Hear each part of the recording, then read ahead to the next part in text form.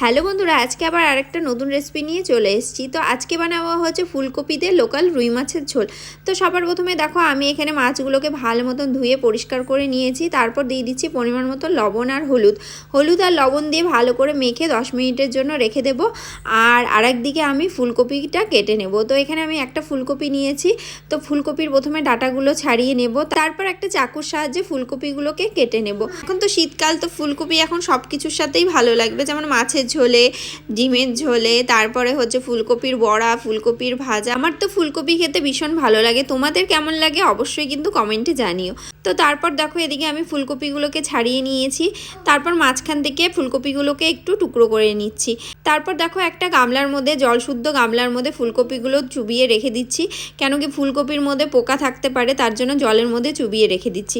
আর তোমরা চাইলে কিন্তু ফুলকপিগুলোকে হালকা ভাপিয়েও নিতে পারো, তো তোমাদের ইচ্ছে। তো আমি কিন্তু ফুলকপিগুলোকে ভাপালাম না। তারপর দেখো এদিকে আমি দুটো আলু নিয়ে নিয়েছি ছুলে। তারপরে আলুগুলোকে লম্বা লম্বা করে কেটে নিয়ে সেই আলু আর ফুলকপিগুলোকে ভালো করে জলের মধ্যে চুবিয়ে রেখে দিলাম। তারপর একটা কড়াই বসিয়ে দিয়েছি। তো কড়াইতে পরিমাণ মতন সর্ষের তেল দিয়ে তেলটাকে ভালো মতন গরম করে নিয়েছি। তারপর একে একে সব মাছগুলোকে দিয়ে উল্টে পাল্টে মাছগুলোকে ভেজে তুলে নিয়েছি। তারপর ওই বাকি তেলের মধ্যে আরও অল্প পরিমাণে সর্ষের তেল দিয়ে তেজপাতা, শুকনো লঙ্কা আর গোটা জিরে ফোড়ন দিয়ে ভালো মতো নাড়াচাড়া করে কেটে রাখা আলু আর ফুলকপিগুলোকে দিয়ে ভালো মতন নাড়াচাড়া করে নিয়েছি। আর হ্যাঁ, তেলটা একটু কালো হয়ে গেছে, কেন কি আমি বেগুন ভেজেছিলাম, তার জন্য একটু কালো হয়ে গেছে। তো তারপর দেখো ভালো মতো নাড়াচাড়া করে পরিমাণ মতন লবণ হলুদ দিয়ে দিয়েছি। লবণ হলুদ দিয়ে ভালো মতো নাড়াচাড়া করে কিছুক্ষণ ভেজে নেওয়ার পরে কাঁচা লঙ্কা দিয়ে দিয়েছি। এখানে 4-5টা কাঁচা লঙ্কা আমি ফাটিয়ে দিয়ে দিয়েছি। তারপর আবারও ভালো মতো নাড়াচাড়া করে কিছুক্ষণ ভেজে নিয়ে দিয়ে দিচ্ছি হচ্ছে একটা টমেটো কুচি দেওয়ার পরে আবারও সব কিছু একসাথে ভালো মতন ভেজে নিয়েছি। তারপর একটা আমি এখানে মশলা তৈরি করে নিচ্ছি। তো মশলার মধ্যে দিয়েছি হচ্ছে লঙ্কার গুঁড়ো, হলুদ গুঁড়ো আর জিরে গুঁড়ো। হাফ চামচের কম দিয়েছি লঙ্কার গুঁড়ো, হাফ চামচের মতন জিরে গুঁড়ো দিয়েছি, আর হাফ চামচের থেকে কম অল্প হলুদ গুঁড়ো দিয়ে ভালো মতন গুলিয়ে নিয়ে সেই মশলাটাকে আলু ফুলকপির মধ্যে দিয়ে ভালো মতন কষিয়ে নিয়েছি।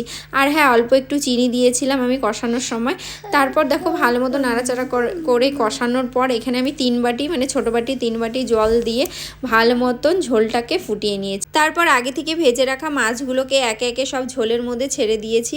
তারপরে মাছগুলো ছাড়ার পরে আরও 4 থেকে 5 মিনিটের মতন ঝোলটাকে ভালো মতন হচ্ছে ফুটিয়ে নিয়েছি। তারপর ওপর থেকে একটু ধনেপাতা ছড়িয়ে নামিয়ে নিলেই কিন্তু আমাদের ফুলকপি আলু দিয়ে মাছের ঝোল কিন্তু পুরোপুরি তৈরি। তো দেখলে বন্ধুরা কত তাড়াতাড়ি তৈরি হয়ে গেল আলু ফুলকপি দিয়ে মাছের ঝোল। তো তোমরাও কিন্তু বাড়িতে এই রেসিপিটি অবশ্যই ট্রাই করো। আর আমার এই রেসিপিটি যদি তোমাদের ভালো লেগে থাকে, লাইক কমেন্ট করে পাশে থেকো।